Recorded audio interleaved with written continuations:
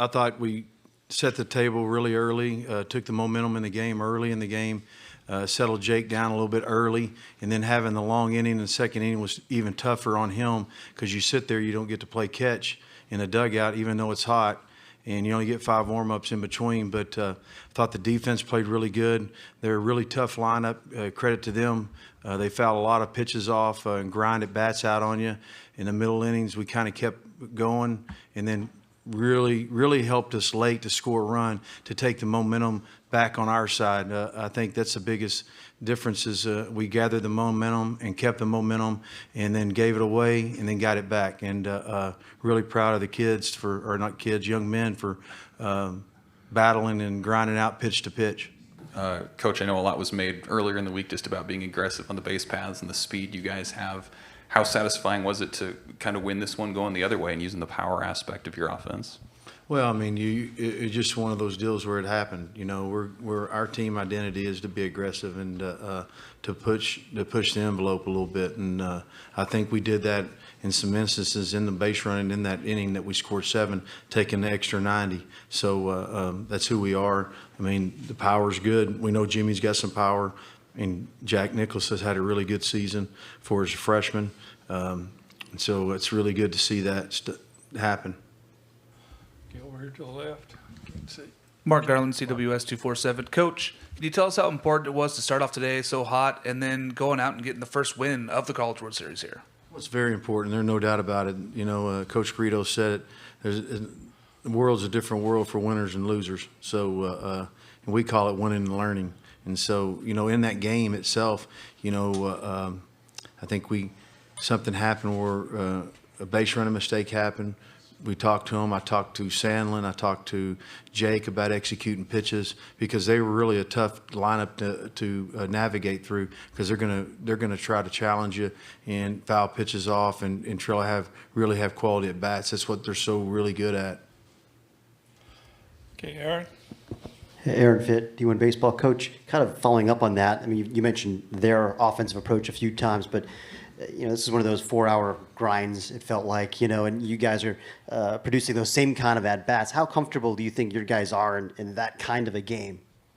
I think they're really comfortable. I mean, that's what they kind of do, the same thing. We're kind of the same team, really. I mean, you look at it, they might have a little more power. I don't even know. I haven't looked at the power numbers too much, but we try to grind at bats out and separate from balls from strikes and put the ball in play. I thought really in the first inning or the second inning where it kind of kept it going where, you know, Spikerman's really dynamic and he chops a ball to the first baseman and you know, he's getting it down the line. I bet he ran a 4 flat down the line. So, you know, that's who he is. And he it did the same thing against Liberty in the first game of the regional and kind of opened it up.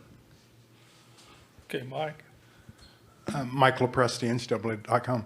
Skip, not that it may have had a lot to do today on the field, but with Oklahoma's had a heck of a spring between the women's softball and you guys. Is there a dynamic going on that's you feel right now with, you know, Kyler's here, Porter Moses is here, you have the women winning the championship, and you guys are doing well? Is it? Well, I take the center fielder, and I mean, if we could bring their center fielder to play for us, and the girl that hits all the home runs, I mean, goodness, it's fun.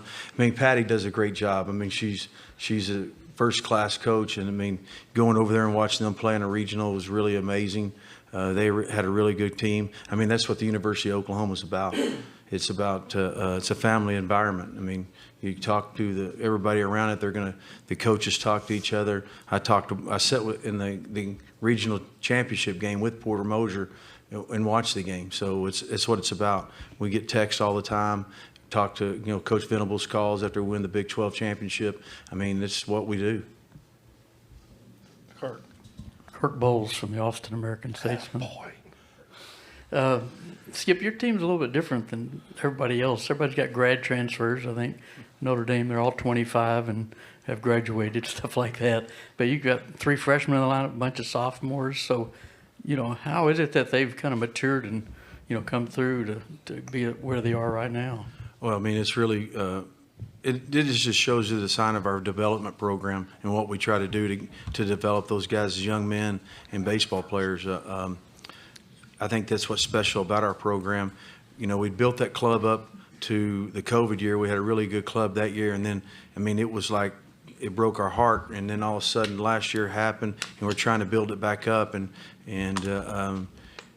you know, with Spikerman, we put him in the Stillwater series. We knew we needed him at the end of the year, and all of a sudden, we always knew how dynamic he was. And Jackson and Wallace Clark has been really, I mean, I think Wallace Clark at times has been one of our team MVPs. I mean, he's had grinded at bats out, you know, just trying to win pitches. It's been fun to watch. Okay, a Zoom question. We'll go back to Zoom. Please please state your name and affiliation for us.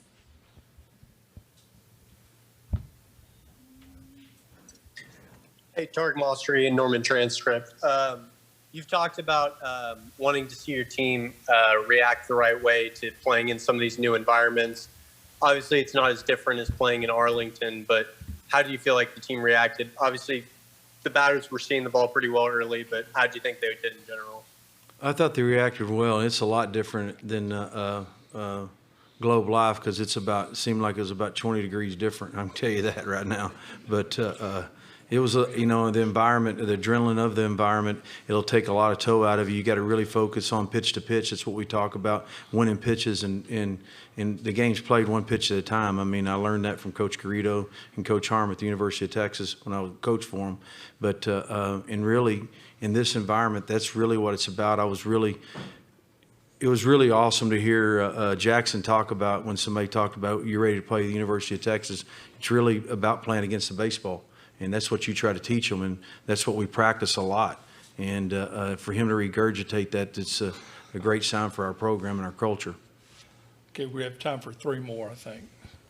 Travis Brown with the Bryan College Station Eagle. Coach, is there anything in particular that you tell your batters to look for when there's a mid-at-bat coaching mound visit coming out of that, or is it case by case?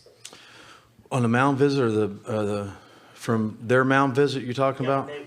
No, I mean, no, not really. I mean, you're just trying to win pitches and just try to beat the infielders with 2 strikes. All you're trying to do is beat an infielder with a pitch, put the ball in play, try to create as much chaos and pressure as you can, and grind at bats out. I mean, that's the biggest thing. Is that what we try to do is try to grind at bats out from one pitch and try to win pitches. And one pitch is a lifetime. It might not seem like it, but it is. Okay, Josh.